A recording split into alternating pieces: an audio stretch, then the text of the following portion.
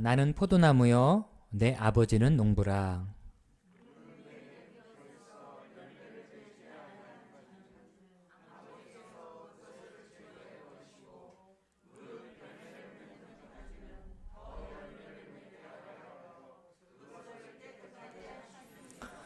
너희는 내가 일러준 말로 이미 깨끗하여졌으니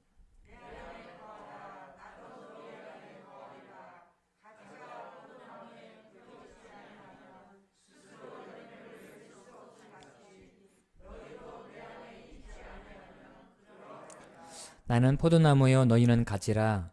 그가 내 안에 내가 그 안에 거하면 사람이 열매를 많이 맺나니 나를 떠나서는 너희가 아무것도 할 수 없음이라.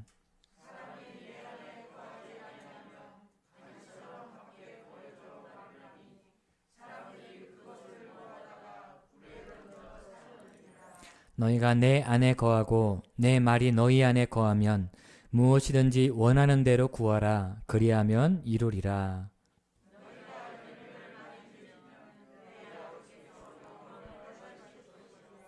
너희는 내 제자가 되리라. 아멘. 기도하겠습니다. 감사합니다. 자, 오늘 말씀은요. 주와 함께 행복한 동행, 우리 두 번째 시간이고요. 오늘 말씀은 제가 질문을 두 가지를 드리면서 말씀을 시작하도록 하겠습니다. 자, 첫 번째 질문입니다. 자, 여러분들은 예수님을 믿으신 지 몇 년 정도 되셨죠? 네. 내가 계산을 해보면 나오시죠? 내가 그러니까 언제 만났으니까 이렇게 하니까 내가 몇 년이네. 보통 이렇게 계산이 나온 것입니다. 그렇죠? 네. 어떤 분들은 교회에 나오신 지 얼마 안 되신 분도 계시고요. 어떤 분들은 오랫동안 신앙생활을 하신 분도 계십니다. 분명한 것은 내가 예수님을 언제 믿었는지, 교회에 언제 나왔는지 우리가 생각해보면, 세어보면 언제인지 어느 정도 나온다라는 것입니다. 자, 이제 자막 한번 띄워주세요. 자, 한번 읽어보시겠습니다. 두 번째 질문입니다. 시작.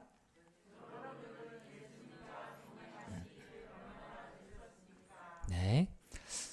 첫 번째 질문은 여러분들은 교회 다니신 지 얼마나 되셨어요? 예수님 믿으신 지 얼마나 되셨어요? 라고 물으면 보통 대부분 대답하기 쉽습니다. 그렇죠? 근데 두 번째 질문, 여러분들은 예수님과 동행하신 지 얼마나 되셨습니까? 라고 묻는다면 여러분들은 무엇이라고 대답하시겠어요? 갑자기 조용해지죠?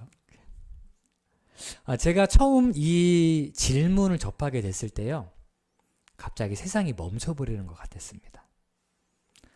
제가 신앙생활 하면서 이 질문을 한 번도 받아본 적이 없어요. 대부분 그냥 교회 다닌 지 얼마나 됐어요? 예수님 믿은 지 얼마나 됐어요? 라는 질문을 받아봤지만 예수님과 동행하신 지 얼마나 되셨어요? 라는 질문을 한 번도 받아본 적이 없는 거예요. 그래서 한 번도 생각해 본 적이 없었어요. 그래서 갑자기 세상이 멈춰버린 것 같았습니다. 그리고 저희 삶을 한번 되돌아보게 됐어요. 나는 예수님과 언제부터 동행했지? 라는 물음을 스스로 해보게 되었다는 것입니다. 사실 우리가 예수님을 나의 구주로 영접하면 예수님이 성령을 통해서 우리 안에 찾아오십니다. 여러분들 믿으십니까? 그러니까 우리가 예수님을 믿는 그 순간부터 우리는 사실 예수님과 동행하는 삶을 살아가고 있는 것이기는 합니다. 그러나 제가 지금 질문 드리는 것은 무엇이냐면요, 이런 교리적인 것 말고 실제로 우리가 살아가는 일상 속에서 얼마나 예수님을 인식하며 예수님과 동행하는 삶을 사는지를 우리가 점검하면서 살았는지에 대해서 묻고 싶은 것입니다. 제가 우리 대부분 신앙인들은요, 내가 예수님과 동행한 지가 얼마나 됐는지 잘 몰라요. 언제부터 언제까지 동행했는지도 잘 모르겠고, 내가 지금 예수님과 동행하고 있는 것인가 아닌 것인가 조차도 잘 생각이 안 날 경우가 있어요. 그런데 이것은요, 이 질문은 우리가 자꾸 생각해보고 자꾸 인식하고 자꾸 떠올려야 되는 그런 질문인 것입니다. 오늘 본문 말씀에 보면은요, 사도 요한은 우리가 주님 안에, 주님이 우리 안에 머무는 그 주님과 동행하는 삶을 계속해서 살아내는 것이 얼마나 중요한 것인지에 대해서 우리에게 가르쳐주고 있어요. 자, 오늘 읽은 본문의 말씀 4절과 5절인데요. 4절은 제가, 5절은 여러분들이 한번 읽어보시도록 하겠습니다. 내 안에 거하라, 나도 너희 안에 거하리라. 가지가 포도나무에 붙어있지 아니하면 스스로 열매를 맺을 수 없음같이 너희도 내 안에 있지 아니하면 그러하리라.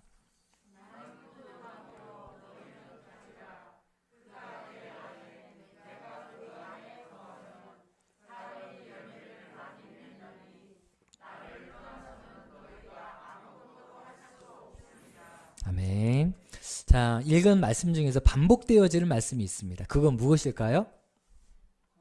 네, 제가 빨간 글씨로 해놨죠. 네, 거하다 라는 말씀이 계속해서 반복되어지고 있어요. 오늘 읽은 본문의 말씀뿐만 아니라 요한복음 15장에는요 10번의 거하다라는 말씀이 등장합니다. 4절, 5절, 6절, 7절, 9절, 10절, 11절, 16절 말씀에도 거하다라는 말씀이 등장하게 되고요.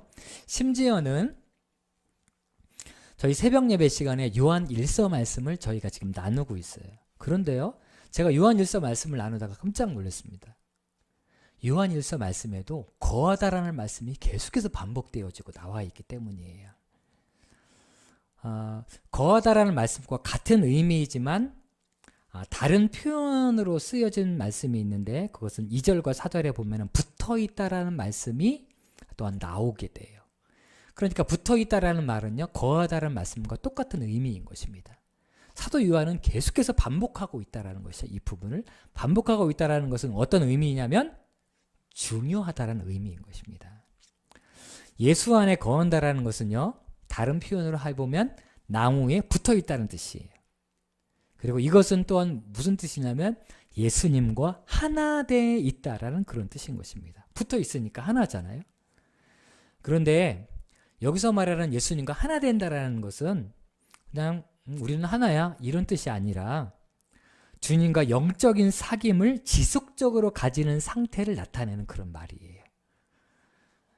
그러니까 우리가 예수님과 지속적으로 날마다 만나는 것이 붙어있다라는 말로 표현할 수 있는 것입니다. 현대적으로 표현해 보면 이렇습니다. 주님 안에 거한다는 말씀은요 주일에만 그리고 예배드리는 날에만 주님과 영적인 사귐이 있는 것이 아니라 대부분의 시간을 보내고 있는 이 성전 밖에서의 삶에도 지속적으로 영적으로 주님과 교제하는 삶을 나타내는 거예요. 자, 여러분들은 보통 언제 예수님을 만나시죠? 예수님의 은혜를 언제 경험하세요? 보통은 예배 시간에 경험하시잖아요. 예배 시간에 말씀을 들으시고 예배 시간에 기도도 하시고 예배 시간에 하나님의 은혜를 누리십니다. 그렇죠? 그런데 이것은 100% 주님과 붙어있는 삶은 아니에요. 주님과 100% 붙어있는 삶은 어떤 삶이냐면요 이 성전이 아닌 성전 밖에서의 삶도 주님의 은혜를 누리고 주님의 말씀을 붙들고 살아가고 그리고 주께서 우리의 삶을 인도하신 대로 살아내는 그런 동행하는 삶을 지속적으로 살아내는 것이 바로 동행하는 삶이라는 것을 우리는 잊지 말아야 합니다. 그런데 우리들이 잘하지 못하는 부분이 이 성전을 나가면서 일상 속에서 예수님과 동행하는 삶을 살아내지 못하는 경우가 참으로 많이 있어요. 만약에 제가 하나님이라고 생각해 보세요. 사실은 아닙니다만 예를 들어보겠습니다. 제가 하나님이에요. 여러분들이 저를 만나러 언제 오시죠 보통? 네. 예배드리는 날. 예배드리는 날 오셔서 저를 만나고 가세요. 그렇죠? 어떤 분들은 조금 더 예배 드리시면 수요일 날 만나러 오실 때도 있으시고 어떤 분들은 새벽에 오시는 분도 계세요. 저를 만나러. 제가 하나님이라고 가정을 해보시고요. 그런데요, 제가 만약에 하나님이라면 저는 예배 드리는 날 말고 예배 안 드리는 날 만났으면 좋겠다는 생각이 들어요. 왜냐하면 예배 드리는 날은 몇 시간이에요? 1시간이에요. 하루 24시간 중에 나를 만나는 시간이 1시간이에요. 그러면 제가 만약에 하나님이라면 나 그냥 이 1시간 말고 1시간이 아닌 23시간 너희들과 만나고 싶어 라고 말하고 싶겠어요. 제가 하나님이라면. 자, 여러분들이라면 어떤 생각이 드세요? 하루 종일. 맞습니다. 그것이 바로 우리를 향한 하나님의 마음이에요. 하나님은요, 날마다 동행하길 원하세요. 1시간만 잠깐 만났다가 사라지는 것이 아니라 날마다 만나고 싶으세요. 여러분들 데이트 해보신 적 있으시죠?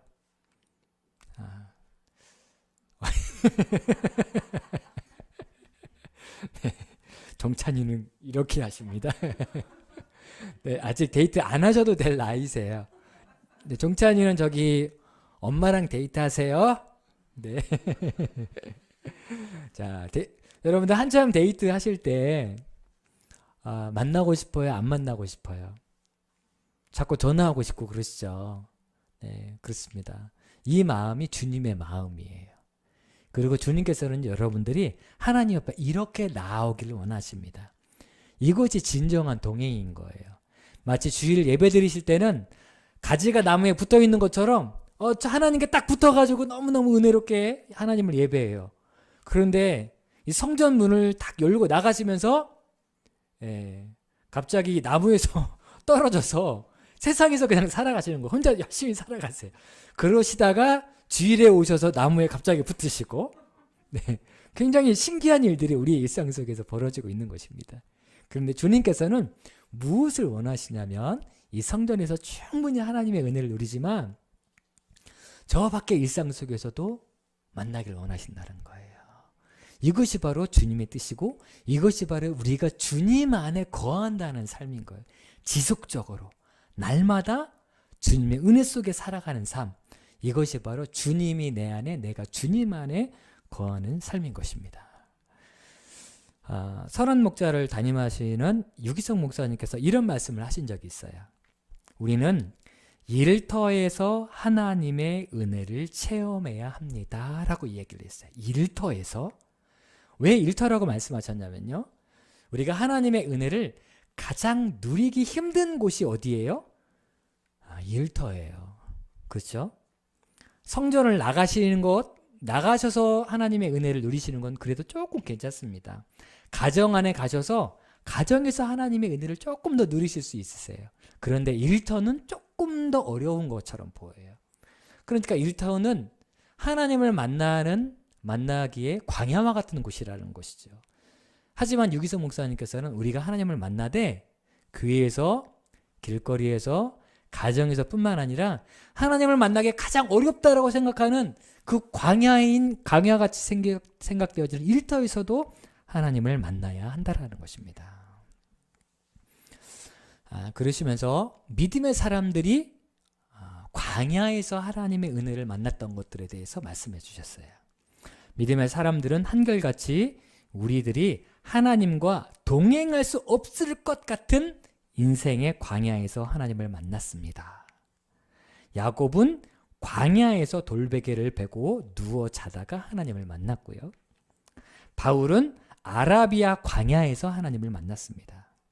그리고 모세는 어디에서 만났냐면요, 미디안 광야에서 하나님을 처음 만났고 그 광야에서 하나님이 사명을 허락하여 주셨어요. 다윗은요, 소년 시절에 양을 치는 목동으로 있을 때에 사자와 곰과 싸워야 하는 광야에서 하나님을 만났고요. 그리고 엘리야는 갈멜산에서, 예수님의 제자들은 빈 그물 앞에서 38년 된 병자 앞에서 풍랑이 이는 상황 속에서, 그리고 가늠하다 현장에서 붙잡혀서 죽게 되어진 그 여인 앞에서 예수님을 만났어요. 그리고 스데반 집사님을 보면은요, 성경을 보니까 스데반 집사님이 하나님을 본 때가 있었어요. 성경을 보니까요. 그때가 언제였을까요? 네, 순교하시기 직전에. 돌에 맞아 순교하실 때 스데반 집사님이 눈을 열어보니까 하늘문이 열리고 하나님을 보게 되었어요. 광야와 같은 순간이죠. 그곳이 바로 하나님을 만나는 그런 자리가 되었다라는 것입니다. 따라서 우리의 문제는 우리가 있는 곳이 광야라는 데 있지 않습니다. 우리가 하나님을 만나지 못하는 것이 문제입니다. 라고 그렇게 말씀을 하셨어요. 아무리 거친 광야라도 하나님을 만나면 모든 것이 달라집니다. 여러분들 믿으십니까? 우리는 일터에서 하나님을 체험해야 합니다. 그리고 일터는 분명히 영적으로 광야와 같은 곳이지만 그곳이 사실은 하나님께서 우리와 만나시는 곳입니다. 우리가 이것을 꼭 기억해야 한다는 것입니다. 일터에서 주님과 동행할 수 있어야 진짜 주님과 동행하는 사람이에요. 우리의 시간 중 가장 많은 시간을 어디에서 보내요? 교회가 아닌 세상에서, 그리고 일터에서 보내요. 그렇기 때문에 우리는 일터에서도 주님과 동행하는 사람이 되어야 한다는 것입니다. 살아계신 하나님을 체험하는데 가정과 교회와 일터가 다를 수가 없습니다. 날마다가 중요한 거예요. 날마다 우리는 주님을 만나는 삶을 살아가야 한다는 것입니다. 지구촌 교회를 담임하셨던 이동원 목사님이 계십니다. 이동원 목사님께서 이렇게 말씀을 하셨어요. 영성은 하늘에서 만들어지는 것이 아닙니다. 우리의 지상 생애 날마다의 삶의 현장 속에서 빚어지고 만들어지는 것입니다. 라고 되어져 있어요. 이것을 다른 말로 표현해 보면요, 믿음은 하루아침에 떨어지는 것이 아닙니다. 믿음은 어떻게 생겨나요? 네. 교회에서 말씀을 듣지만 들은 말씀을 가지고 세상에 나아가서 살아내는 과정을 통해서 하루하루의 삶을 통해서 믿음이 생겨나게 된다는 것입니다. 하나님과 동행하는 것도 마찬가지입니다. 하나님과 동행하는 것도 어느 날 갑자기 우리가 열심히 주여 동행하게 하여 주시옵소서 뜨겁게 기도했어요. 그렇다고 해서 로또처럼 갑자기 동행할 수 있는 힘이 생겨나는 것은 아니에요. 하루하루의 발자취 한 걸음 한 걸음들이 모여지고 쌓여져서 우리가 동행할 수 있는 힘을 얻게 되는 것입니다. 철로역정이라는 책이 있어요. 그 책의 주인공이 크리스천입니다.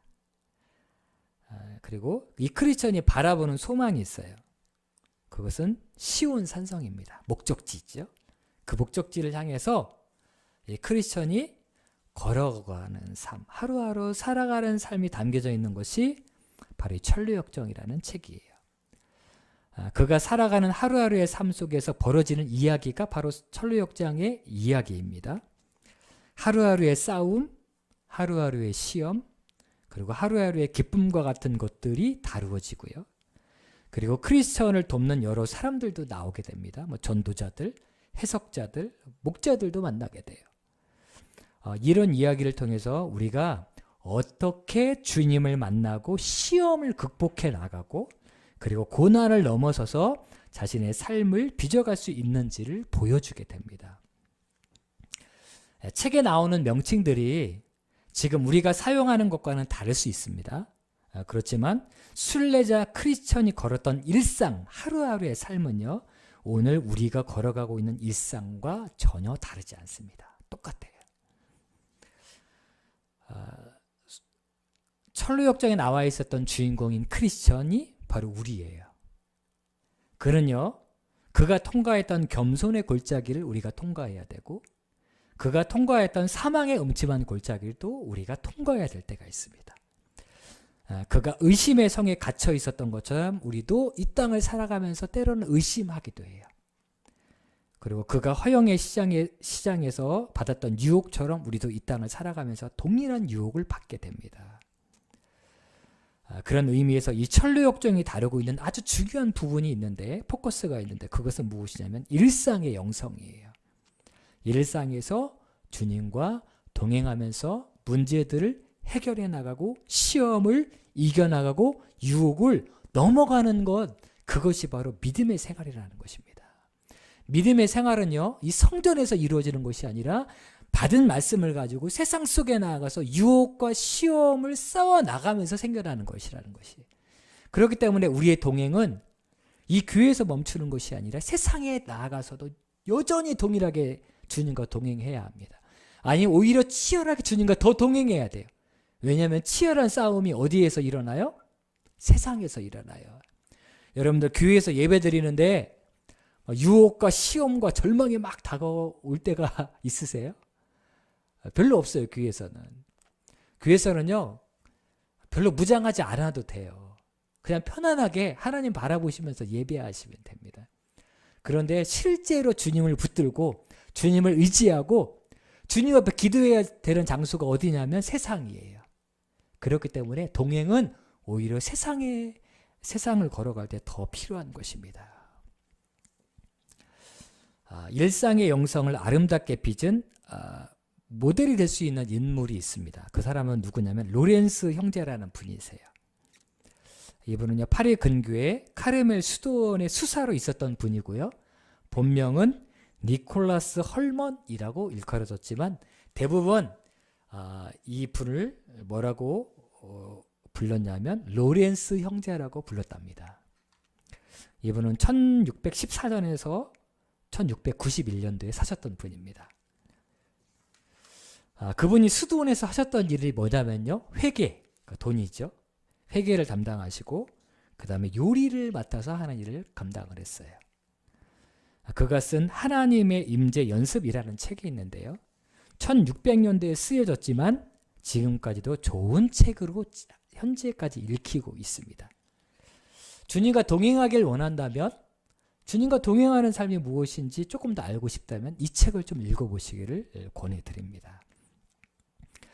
이 책은요 일종의 일기인데 부록으로 수도원 원장이 로렌스 형제의 일상을 지켜보면서 그가 살아가는 모습을 증언한 내용이 실려 있습니다. 좀 더 객관적인 그런 증언이죠.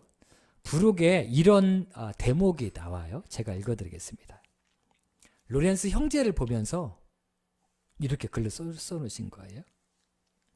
로렌스 형제가 부엌에서 그릇을 닦고 있는 모습을 보면 마치 경건한 사제가 성찬을 집례하는 듯하다. 여러분들 가정에서 그릇을 닦고 계실 때 여러분들의 모습은 어떻습니까? 네, 그릇을 닦고 계실 때. 네. 로렌스 형제가 부엌에서 그릇을 닦고 있는 모습을 보면 마치 경건한 사제가 성찬을 집례하는 듯 엄숙하다. 그릇을 다 닦고 임무를 완수한 뒤 부엌에서 함께 일하는 동료들이 빠져나가기를 기다린다. 그리고 부엌이 성소인 약 무릎을 꿇는다. 그리고 그는 하나님과 오래 머무른다. 라고 이렇게 써놨어요. 어디에서요? 부엌에서요. 성전이 아니고 부엌에서 그는 하나님과 깊이 있게 머물러 있다는 것입니다. 저는 이제 코로나19 바이러스 때문에 지금 힘들고 어려운 상황이잖아요. 교회를 찾지 못하는 분들이 너무나 많이 있습니다.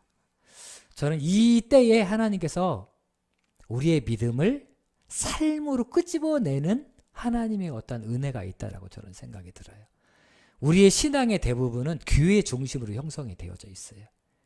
이것은 좋은 것이지만 교회를 중심으로 삶으로 연결되어지는 영성이어야지 교회 안에서만 머물러 있는 믿음은 영향력이 없는 삶입니다. 주님과 동행하는 삶을 살아가려면 부엌에서 있는 우리의 모습, 운전대를 잡고 있는 우리의 모습, 거리를 걸어가고 있는 우리의 모습 속에서 예수님의 모습이 보여야 돼요.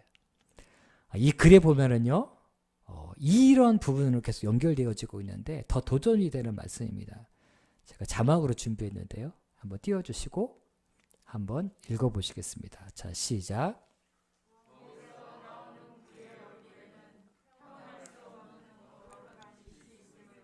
자, 여기까지만요. 부엌에서 나오는 그의 얼굴에는 형언할 수 없는 거룩한 빛이 보인다고 그랬어요. 자, 부엌에서 나오는 여러분들의 모습은 어떤 빛이 비춰지나요? 네. 그 다음에 우리는 그와 대화하면서 때로는 예수님의 음성을 듣는 것 같은 착각이 든다라고 쓰여져 있어요. 저는 이 부분에 읽는데 성도님들이 저와 대화를 나누시면 과연 예수님을 만나고 예수님의 음성을 듣는 것 같은 그런 마음이 드실까?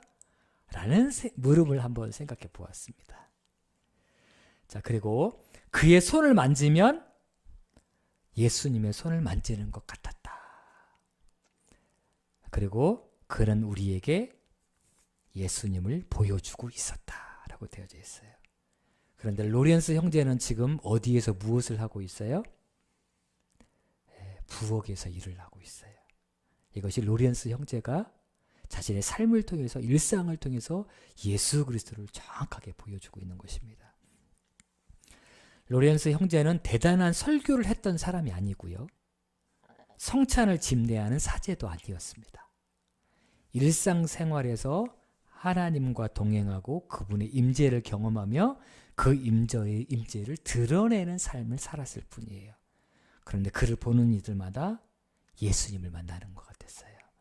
이것이 바로 실제 주님과 동행하는 사람들에게 나타나는 현상인 것입니다. 우리는 처음 예수님을 믿으실 때는 이렇게 되지 않으실 수도 있어요.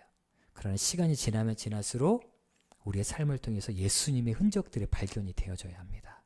우리의 말에서 예수님의 말이 나와야 돼요. 우리의 삶 속에서 한번 손 잡아볼 때마다 예수님의 손을 잡는 것처럼 그렇게 되어져야 돼요.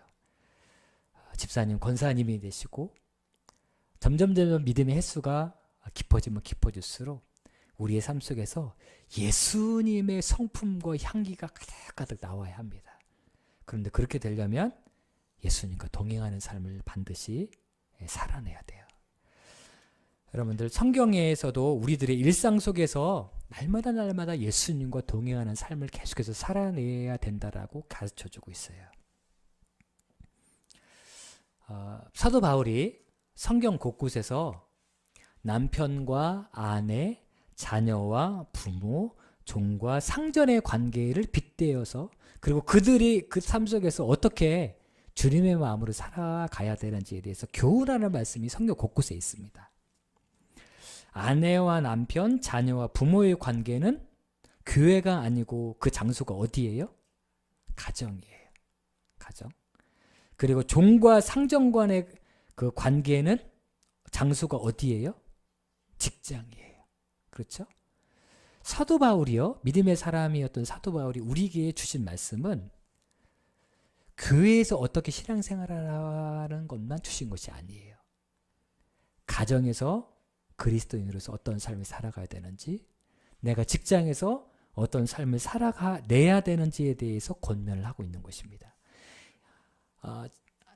남편들아, 아내들아, 자녀들아, 종들아, 상전들아 라고 말씀하시면서, 그리고 이 말씀이 어디로 연결되어지냐면요, 골로새서 3장 23절과 24절로 연결이 되어집니다. 자, 23절은 제가, 24절은 여러분들이 읽어보시겠습니다. 무슨 일을 하든지 마음을 다하여 죽게 하듯 하고 사람에게 하듯 하지 말라.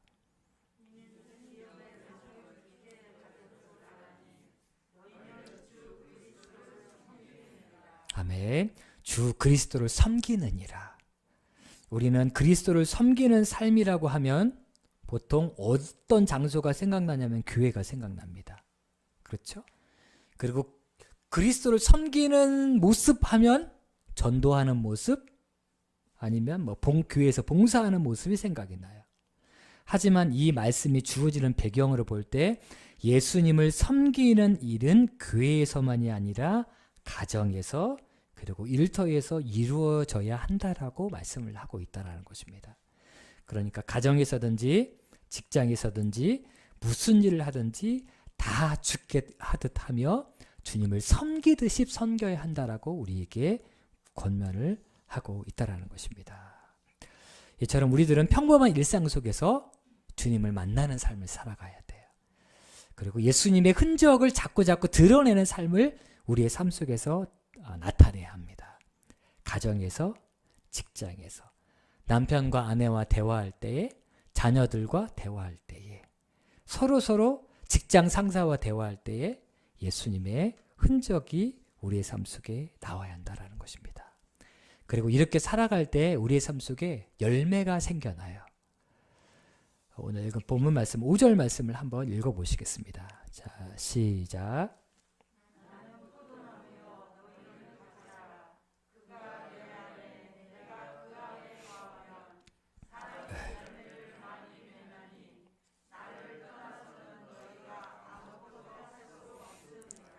아멘. 자, 세상 사람들은요 다 열매 맺는 삶을 살기를 원합니다. 작년 우리나라 베스트셀러 1위부터 3위까지가 대부분 무엇과 관련되어져 있는 것이었을까요?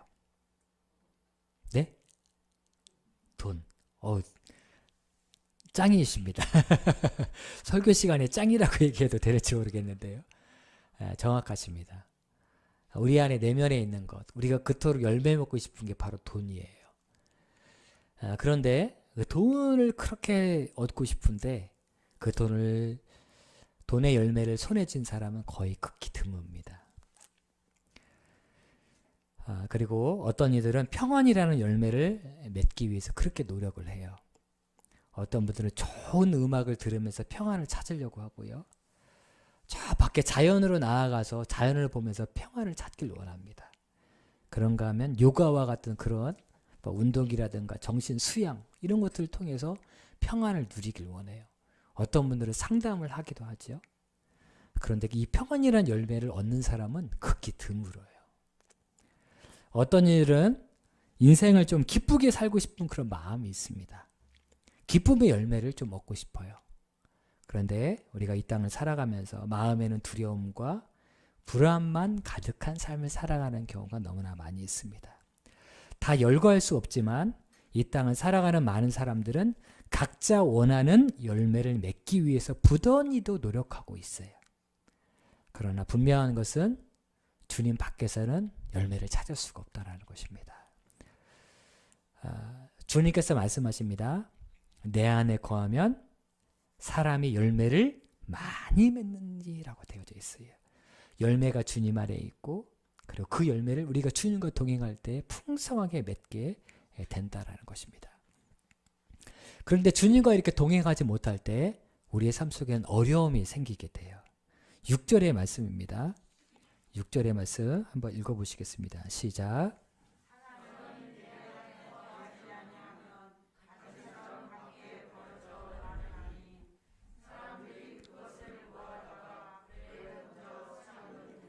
아멘. 버려진다, 마른다라는 단어가 있죠.